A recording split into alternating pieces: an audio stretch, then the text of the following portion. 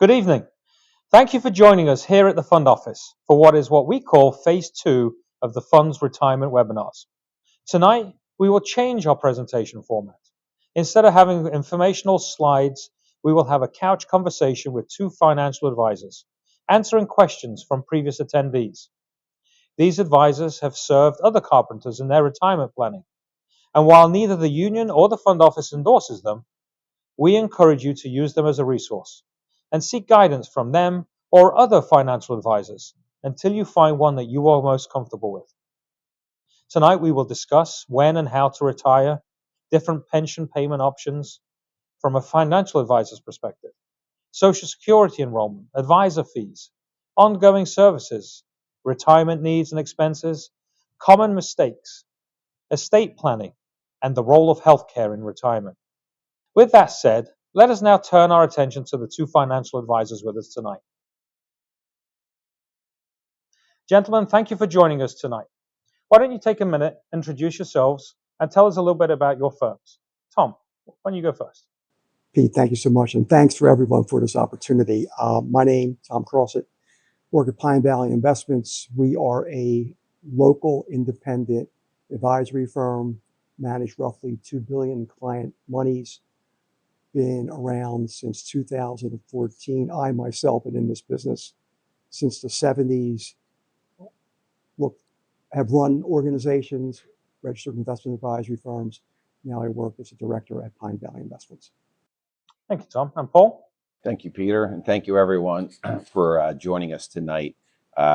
So I'm Paul Furlong. I'm an executive vice president at Janney, Montgomery, Scott, and I oversee an 8-member team called the Gormley Furlong Group at Janney. We've been servicing carpenters for 24 years now. Our first carpenter client was back in 2001. We have a really deep working knowledge of how a potential retiring carpenter, what they're going to be going through. There's a lot of decisions to make, and it's very important that we try to cover as much as we can in today's topics, because if one thing I can stress, so when you make these decisions with your spouse or if you go alone, but it's a permanent decision. So you want to make sure there should be no maybes with this. So we look forward to having some open dialogue. Hopefully we can give you some insight and some salient points to focus on. So thank you, gentlemen. And again, thank you for coming tonight and giving us the value of your expertise. So Paul, we'll stay with you for the first question. In your opinion, why is financial planning so important? I can't think of something more important than staying solvent, having dignity for the rest of your life. And I can tell you that the Carpenters Union does a wonderful job. I mean, you're one of the few industries left that gives you a defined benefit, meaning you have a guaranteed payment for life. Depending on which region you're in, there's the new VPP, et cetera. But a guaranteed payment plan is something that most people don't have. But there's a lot of concerns with ignoring the longevity you may have. So when a lot of carpenters can retire at young ages, 52 and a half, quite early. And what people have to pay attention to is inflation. And your pensions normally don't keep quite the pace. Now they're starting with new programs with the pensions, but the cost of living will go up and up and up. And just if you know of a retired carpenter, a grandfather or father, and you look at their benefits, they were probably wonderful back in the 80s, but fast forward to today, it's a shrinking payment plan. So it's absolutely paramount that you understand your situation and your situation specifically, because the grabbing a cup of coffee conversations, sort of guessworking. You may have kids, you may not have kids, but everyone is unique. And to make sure you put your situation into a financial planning software so it kicks out to make sure you're solvent. And if you're an 80 or 90-year-old, you have money and you're living the lifestyle that you want. So it might be the single most important thing you do. For sure. So thank you, Paul. Tom, what are services that a financial advisor can provide to a carpenter participant? It's a really good question. I think the primary role that we serve to our clients, to your members, the fact that we become their chief investment officer, they outsource that responsibility to us. Our job is to then marshal all the resources in financial planning to bring home to roost their ability to succeed, meet and exceed their expectations, create their legacy, as Paul said, and make sure their families are taken care of. So those services start with financial planning. If I had to scale it out from 1 to 10, it's 11. With that, we manage money. We help consult on the outtake from pensions, Social Security, work with CPAs, estate attorneys. Our job, again, is to marshal those resources so that each member, each client has the opportunity to succeed in their lifetime. All right. Thank you, Tom. Paul, kicking it back to you. What qualifications should participants look at in the financial advisor? I think when you're seeking them, the number one, you want to make sure that you're being offered a complimentary plan, meaning that when you seek out an advisor, I think the first thing you want them to do is not sell you anything. A lot of prospective people say they met with somebody else, and as soon as I sat down, the person tried to sell me something right away. So I would first of all be on the lookout for sort of that sell first sort of mentality. It's paramount that they dig deep and learn your situation. I mean, into minutia.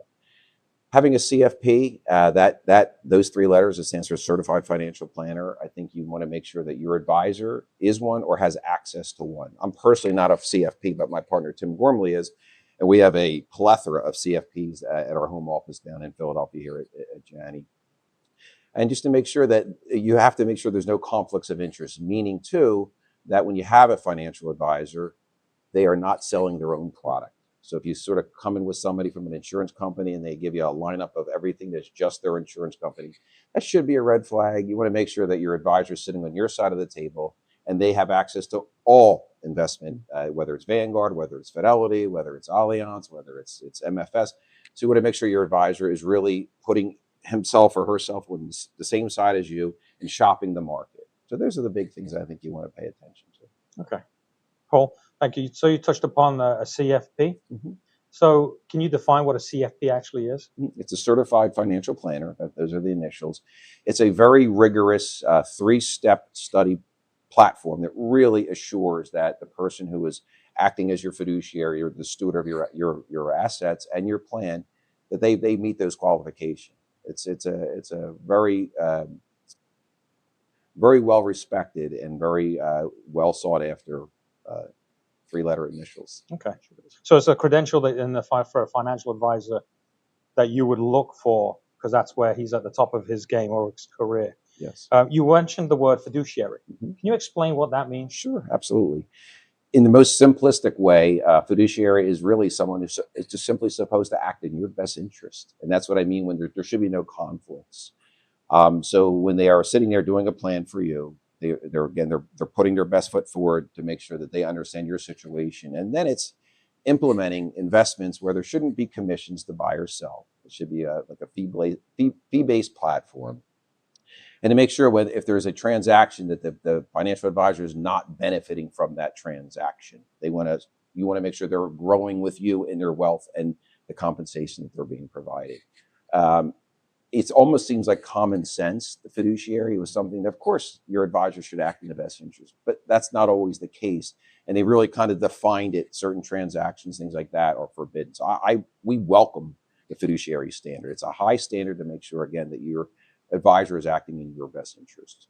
So thank you for that, Paul. And, Sure. and really, that's why from the fund office, we have these seminars because we want our participants to understand the value of not seeking out just one financial advisor, but getting the experience of talking to a number of them so that they can find that one that they feel comfortable with, so that they can weed out the ones that maybe have more self-interests of their own. Tom, turning to you, you talked about that you work with other professionals when you are evaluating a client's portfolio, right? Can you elaborate a little bit on that and tell us how do you engage with the accountants and attorneys and estate planners? No problem. What we're honest enough to know is that when a member comes to us, there's a chance they already have a CPA working with them. They might actually have lawyers working for them as well. So we can always marshal those resources for clients. But we feel that if we don't work as a team, that there's more chance we'll be unsuccessful. So understanding the nuances of their accounting, their tax work, understanding have they already proceeded with estate planning options via trust, UGMA accounts, 529 plans. In order for us to be successful, and that's the only thing that we set ourselves out to be, we know we need to act together with the member and with whatever professionals they've already engaged, where we can bring those resources to the table. We will do that. I just want to like to add one other thing, and we talked about how you would select a financial advisor. One of the most important things to me is experience.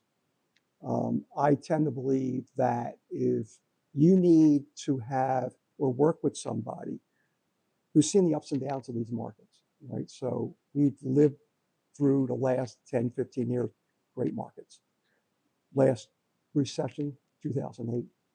Before that, 2001, 2, and 3. I think experience, boots on the ground in those difficult timeframes gives an advisor the experience necessary to help manage your emotions. Wonderful, thank you.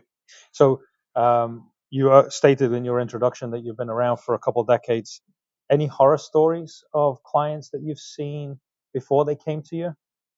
Well, it's funny, in speaking to some of your staff, we talked about when you have to make that permanent decision how to take your retirement.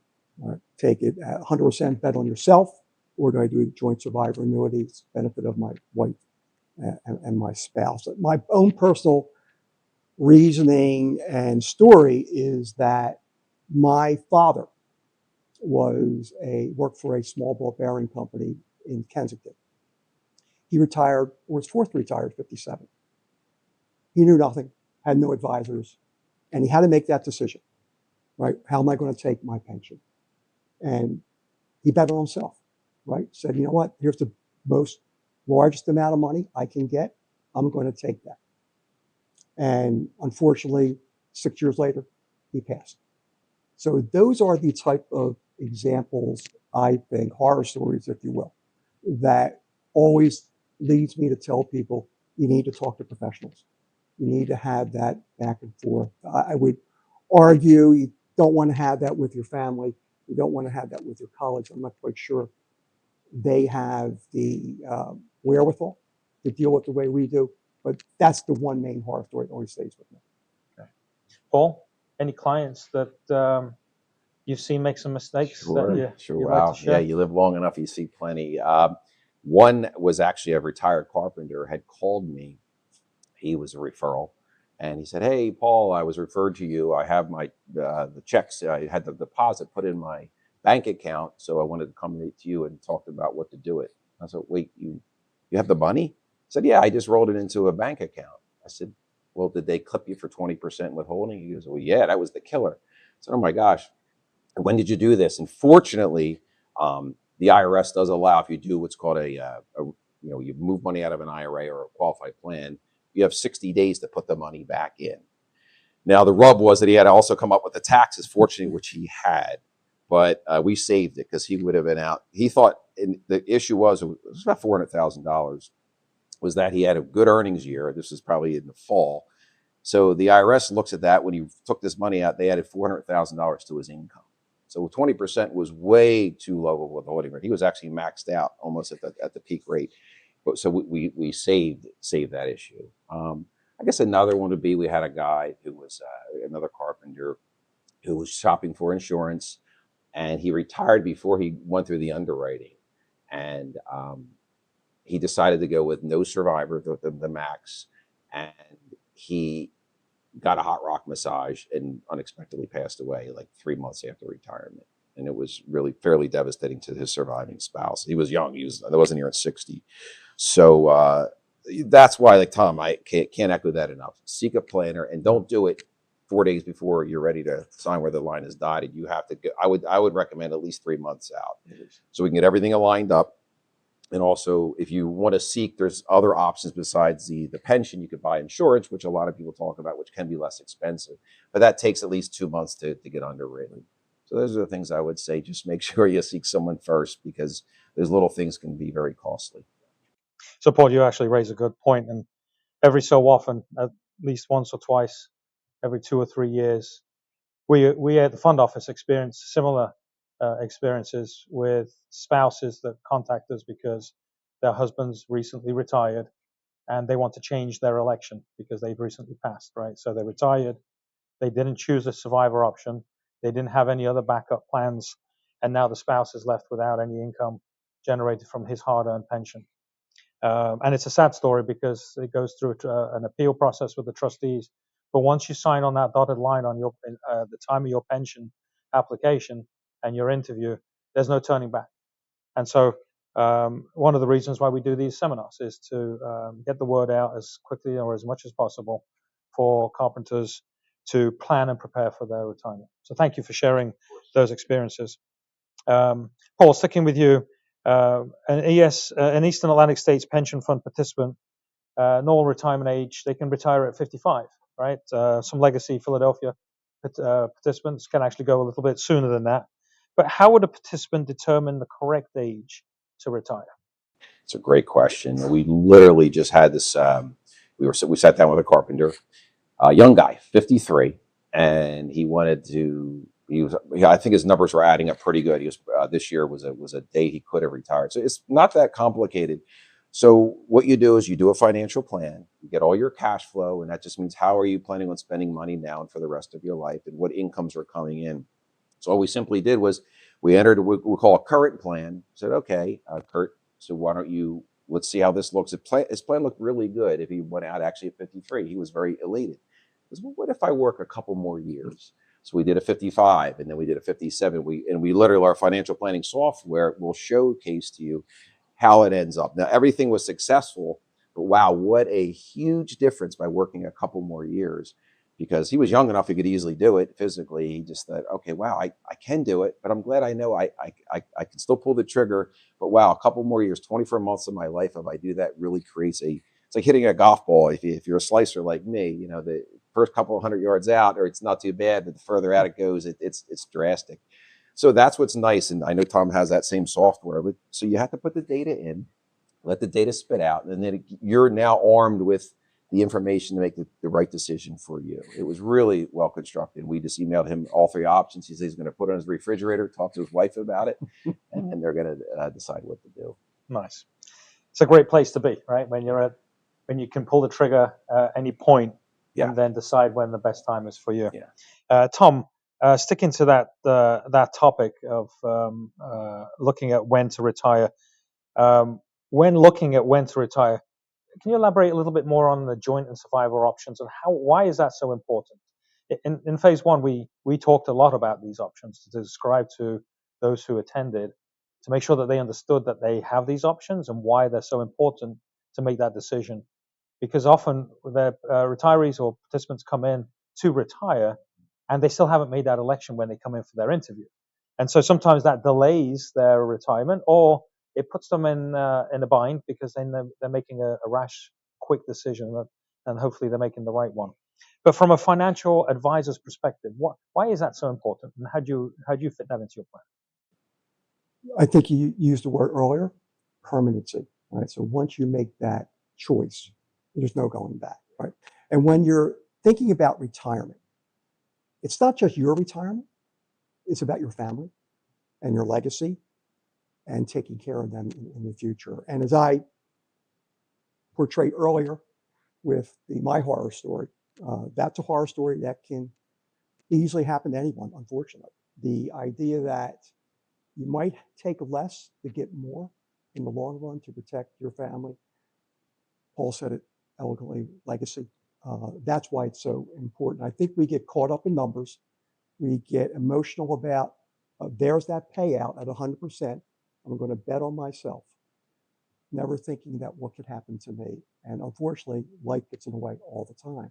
So thinking about the longer term issues of my spouse and my family, possibly more than likely that joint and survivor annuity is a bit more preferable way to go. Okay. So we've touched upon health a little bit, right? So Paul, some participants can retire from the funds with healthcare coverage and others don't quite qualify for it yet. How does that health coverage impact retirement plan?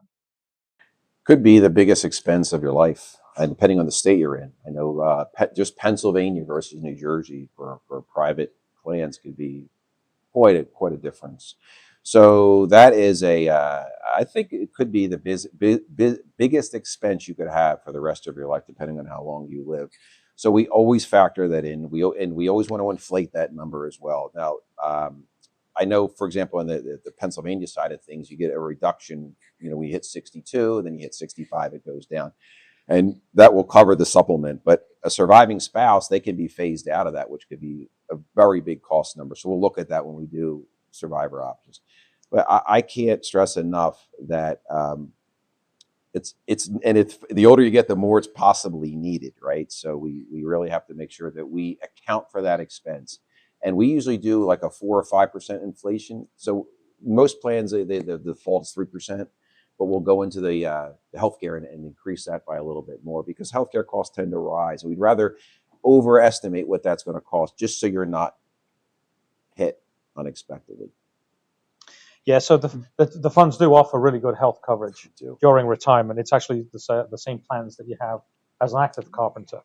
But the premiums a retiree pays towards keeping and maintaining those levels of health coverage does change as they get older. So as you get older, because it's as you move into a Medicare plan, it gets cheaper because Medicare picks up. And then recently, for the New Jersey participants or the legacy New Jersey participants, the trustees did just make a change to the plan and reduce their premium. Similar to PA. It's getting closer, not quite there yet. Yeah. But the goal is to align them at some point, and that was part of one of the goals of the merger when we came together a couple of years ago. So thank you for that, Paul. Sure. Tom, let's transition a little bit onto once you've retired and you're pulling money out. What are some of the things participants need to be careful about when it comes to pulling retirement funds out, and then strategies around taxes and penalties? Sure. If the plan is constructed properly, we look throughout the years at the distribution to help keep your lifestyle in place. But needs happen. Right? Unfortunate things happen. They usually come with big dollar signs as well. So how do we go and attack that to make the most effective way to get those funds out? So there's multiple buckets that people have in retirement. They have non-taxable monies. They have taxable monies. The idea, depending on your age, are you beneath 59 and a half or 55 in Pennsylvania, not to take that penalty, and the income tax burden if it's from retirement accounts. So we have to be really careful about how do we effectively maximize what that distribution needs to be. And more importantly, if it's unexpected, how do we put it back into the plan? Because that's going to erode some assets. It's going to have an impact on the legacy of what's remaining of the plan. So updating that plan on a regular basis. That's why and I'm sure Paul's the same way, that we like to update plans on an annual basis. Because again, as I said earlier, life gets in the way, and it can be painful, and it can be punitive. So we have to make sure that that plan stays in tow with your expectations and keeping your family safe. Okay, thank you, Tom. Another subject that's outside of the purview of the benefit funds, and that's Social Security, right? Somewhat of a taboo subject. Everyone's afraid of it, mostly because we just don't know enough about it, right? So, Paul, how do you strategize Social Security into the equation? It's a great question, and that's probably the most popular question. Without a doubt. All sophisticated financial planning software has. I'll use it. We call it the Social Security Optimizer. All it's simply doing is adding. There's different times you can collect at 62, or you can wait as long as 70. And for every year you wait, you get an 8% pay raise on that. So we'll just analyze it. And I will say that more times than not, if you're 62 and you don't have competing income, which is a whole nother layer of a conversation, it's usually more beneficial to take it then, just because if you decide you don't want, say, $2,000 a month for the next 5 years or 7 years, you want to wait to get the higher amount at age 67, you got to remember you forewent $130,000 of income from Social Security, and now you're trying to catch up. And usually, which is not surprising, right around there, age 83 to 84 is where it starts to break even. And we'll showcase this for you, just like the guy for different layers of retirement. And what's funny, that's about life expectancy, right? So Social Security sort of knows what they're doing, but everyone is different. I can't stress that enough, because waiting can be beneficial. I had another client, they had no children. She was about 13 years younger than him, and she had not had much of her own earnings. So, and he was still working late. It turned out that waiting until 70 was optimal, because if he had passed, which is more probable than her, she would have been awarded the greatest benefit. And that's another layer. So when a married couple, when the spouse dies, the surviving spouse can choose to stay on their own benefit or lose theirs and go on their spouse's. It's not a hard thing to do. You enter the different numbers into this the Social Security optimizer, and it'll spit out, and you can decide for yourself what you would rather do. Some people say, I'm not living to 83 or 84. Give it to me now. And some people think they're going to live to be 100. So then you might want to wait. So if you know you're going to live past usually 83 to 84 normally, there's a reason to consider deferring. But it's very, very particular. Okay. Tom, anything to add about Social Security? It is the most popular question that we get. I would add that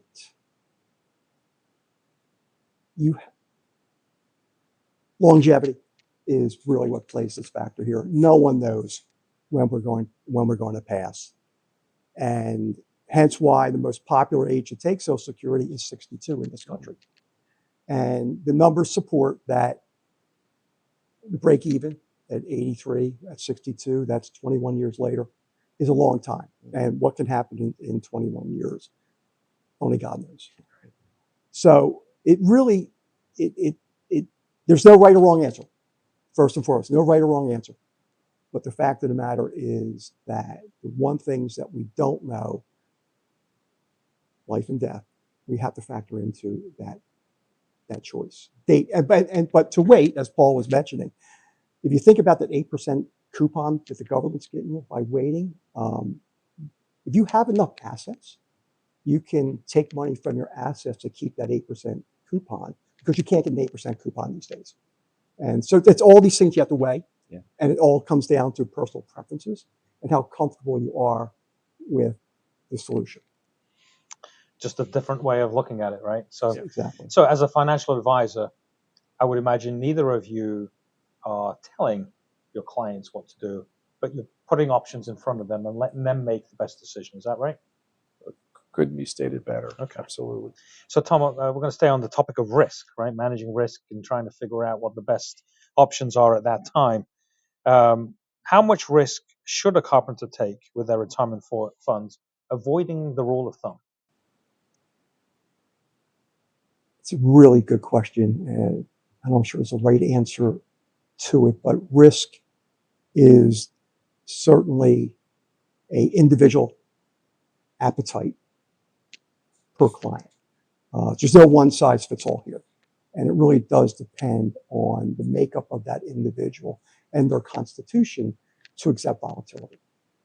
And at retirement in particular, we're looking for some level of dependability, right? That's what we're looking for. What's that mean? That means you're reducing risk. But that person could be a more riskier person, if you will. So it's really a dynamic conversation, trying to set goals and expectations of, am I the rule of thumb 60-40 investor? But should I be 50-50? But maybe I don't have enough assets, and maybe I need to be a little more on the growth side. So that's 70-30. But there are no rule of thumbs. It really comes down to the individualness of that person and what they're able to accept as that risk, which is going to bring volatility. Okay. So thank you, Tom. I'm going to have a question now for both of you, because I think it's important that our audience hears from both of you how you communicate with your clients. Paul, why don't you take that question first? So the Janney platform is very robust. So every client is going to have daily access to their assets. So if you want to literally see how your money is performing on a minute by minute basis, I wouldn't advise that, but so you have complete access. We have apps on our phones, so clients can get instant communication. what we like to do as a team is that we have an 8-member team. Is we make outgoing calls on a quarterly basis at a minimum, which means every 90 days or so that your phone is going to ring, and we're going to call you to check in. Some people say, could you call me sooner? Absolutely. So we have a really good CRM, which is just a contact management system that makes sure that these alarms ring off and someone from the team is reaching out. We by mandate, you have to get a monthly statement. You can get that electronically or by paper. That's your choice. Everything's a la carte. So we make it a point to be in front of the client, and we make sure it's a point to that they have open lines of communication, and they can call us anytime they want. We have some clients that call weekly. They're more needy. Some people, we call them and leave messages, four messages per year, and then they'll call us back occasionally. So we want to make sure that we're very, very attuned to what the client needs. Okay, Tom. Well, all advisors worth their salt have the technology, right? Statements, online access, etc. I think the crucial part of our engagement is the first couple of years. So minimally, like Paul, we are going to talk to you once a quarter. I like to think we'd like to talk to you once a month. I think those first couple of years are really, really important in cementing that relationship for us to get to know who you are and what you're all about, and for you to understand what we're all about. That kismet, I think, is really, really important. But we try also that we want to meet you in person once or twice a year. We think that's really, really important as well. And to call members of the team. In the way we're situated within Pine Valley, we probably have like 40 employees. I work within a small group. We have 4 team members, and we want to make sure that each of our clients has contact information on them. And our job as your advisor is to work for you, right? So we're not expecting you to call us, right? We need to call you, and that's what you're paying us to do. And so that's on an ongoing basis. So once I become a client of yours, that's how you communicate with me. I'm going to ask this both of you, Tom, while you're on the roll here. Tell me the initial process, right? So we talked about earlier about how preparing is important, but that first meeting or two, how do you do it, and what do you talk about in those first meetings? Well, given the importance of the financial plan, right? That's where we start. What we like to do is that when we had that initial meeting, we try to set the stage for that member to bring as much information he can, just to start getting a sense of what the success rate, the probability will be. So what we like to do is actually sit down. I believe the best place to do that is in the comfort of their home. We just like to plug that laptop into their television and just work through that plan, that initial draft of that plan, to start understanding where the pitfalls are, where the opportunities are. And I think that process is enlightening, because I'm telling you, 9 times out of 10, people say, I spend that much money in a year? Because we think of things monthly. Yeah. How much you pay for insurance, how much you pay for this. It's all monthly, but then you look at the annualized number, you're like, oh my God, I just spent a lot of money. And can we make the plan successful? I think that is really critical, that first meeting, again, in their house, on that television, inputting their information. Paul, anything you'd like to add to that? Yeah, that's great. Very similar. So what we do normally, we get contacted by a member, and they'll say, "I'm Joe Smith. I know you from the hall, or however we came to know each other. I would like to do a financial plan." So we have our sort of a financial planning arm for our team. There's a team member. His name is James Lorenzi. So I'll ask for an email or a mailing address, and we send out a big packet. It's a questionnaire. It's sort of like homework. I mean, no one really wants to do it, but it's very detailed. I mean, your cable bill, your insurance bill, what do you spend on groceries? You have children you're educating, whatever that may be. It's like data in, data out. Like a doctor, you could say, "Hey, I'm sick. Make me better." Well, the doctor needs to know in detail what's the matter. So we take that in, and then James will coordinate a meeting. We can do it. I don't know how many dogs I've pet and how many kitchens I've been in, but we like that. I think in the comforts of your own home. And plus, sometimes you'll say, "Hey, I didn't get your Social Security statement," and somebody, "Oh, I'll be right back." They go upstairs and come back down. Here it is. So sometimes that's a lot easier. But we do WebEx calls. But the key is and there's no cost for this. I'm sure, Tom, it's complimentary. We just want to get to know you, and you get to know us. Is this a good working relationship? So that's how we'll do it. And we get the plan, and we when it's done and it's approved, we send it out, and that's the clients to keep, and that would be those are the initial steps, and I think that's so we have to get to know the client individually. Okay, so another question, and our last question for the evening, and that's one that's probably on the forefront of on everyone's lips, and that's what are the fees that they pay on an ongoing basis, right? Because the initial plan that you just described, coming to your house, going through all the income that you have and the expenses and what you want to plan for in retirement and do, whether it's a new boat or travel, that plan is free from Yes. both of you. Although some advisors do charge, right? Is that Yeah, true? yeah, they're what's called a fee-only planner, right? Okay. They usually don't manage the assets; they're just there to provide a plan. Then you're on your own for the investing. All right, but a realistic expectation from some financial advisors to know that you may want to make sure that you don't have to pay for it up front. But from an ongoing perspective, I give you my assets from my annuity fund, and I'm asking you to manage them from this point forward. What are the fees, Paul, that Janney charges? So we don't charge commissions. So we're only compensated on money you transfer to Janney. So when that money is there, we always try to stay under 1%. So we have a decelerating fee schedule. So for the first $500,000, we charge 0.85%. So it's less than 1%. It's not a bill; it just comes out of the account. So we're doing financial plans for you. We've already embedded in our cost needs to be extracted. So we're making sure you're netting what you need in return. Once you get up over $500,000, it starts to decelerate. It goes down to 0.65, and then if you're over $1 million, it's 0.5. So the average $1 million household is coming in about 0.75% a year. So what you're saying is for any amount under $500,000, 0.85 of 1%. Yes. Is your fee, which adds up to what? $850. Yes. For every $100,000. Yes. Invested. Okay. Correct. And Tom, how about you? We are identical. I mean, I think Paul always reaches into my briefcase and sees these things. The one thing I think is important, though, for folks to understand is that let's look at the average fees of the industry. That's really important. Average fee for that portfolio, 500,000 to $1 million, is anywhere minimally 1%, 1.5%, could be higher. So just to give you the average where the landscape is of where financial advisor is across this country. Okay. All right. Well, thank you very much. So, ladies and gentlemen, that concludes our questions for Paul and Tom. Thank you again, gentlemen, for coming and volunteering the time to talk about these topics. As we conclude this retirement seminar, I want to thank each of you for attending. Today, we've explored the critical role that a financial advisor plays in helping us navigate the complexities of retirement planning. From understanding investment strategies to ensuring we have a comprehensive plan that addresses each of our unique needs, financial advisors serve as a valuable ally on our journey to a secure and fulfilling retirement.